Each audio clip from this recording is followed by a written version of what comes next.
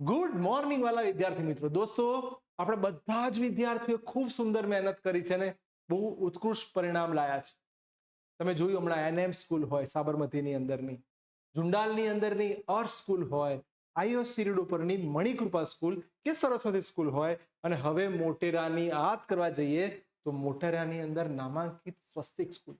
આના પર ટોપ 3 આપણા કોચિંગના જ છે. તમે જોઈ શકો છો કાપડિયા પવિત્ર, નામ જ સરસ મજાનું છે પવિત્ર. દોસ્તો, પવિત્ર થઈને મહેનત કરવાની શરૂઆત કરીએ. કોઈ ચોરીની ભાવના નહીં, કોઈ કોપી કેસની ભાવના નહીં. બસ હું અને મારી મહેનત એ જ પરિણામ લાવશે. તો કાપડિયા પવિત્ર આપણી સાથે છે. પ્લીઝ વેલકમ કાપડિયા પવિત્ર.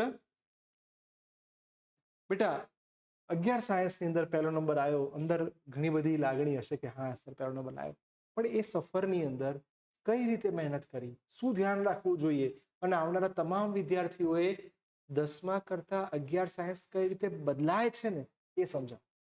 10મામાં અને 11મામાં ઘણો ફરક છે. 10મામાં લોકો છેલ્લા બી 2 મહિના જ્યારે સ્ટડી વેકેશન મળે ને ત્યારે એ લોકો કરી લેવાય, પણ 11મામાં એવું નથી હોતું. 11મામાં તમારે છેલ્લા સુધી કોર્સ કમ્પ્લીટ કરતો જ રહેવું પડે છે. અને એટલા જ કે 10માની અંદર લોકો એવું વિચારે છે કે આપણે છેલ્લે કરી દઈશું, લોકો કરે છે, પણ 11મામાં એવું નહીં, શક્ય નથી. 11મામાં તમારે પહેલાથી સ્ટાર્ટિંગથી કરવું પડે. અગર તમે સ્ટાર્ટિંગથી ના કરો અને થોડો બી તમારો કોર્સ રહી ગયો પાછળ, તો પહેલાથી તમારા પાછળ રહી જ જશે, તમે આગળ નહીં જઈ શકો. પહેલાથી જ તૈયારી કરવી ખૂબ જરૂરી છે. એટલે ડે 1 થી બેટા તમારે પોતાના લક્ષ્યને મગજમાં રાખીને તૈયારી કરવી પડશે. બહુ સુંદર વાત કરી. દાખલા છે કે એમસીક્યુ છે, ગોખી મારીએ તો ચાલી જાય કે એને? ના, દાખલા અને એમસીક્યુ એક એવી વસ્તુ છે કે તમારે એની રીત સમજવી પડે. તમે દાખલા ગોખીને 10 ગોખશો, 20 ગોખશો, 21માં પૂછાઈ ગયું તો શું કરવાનું?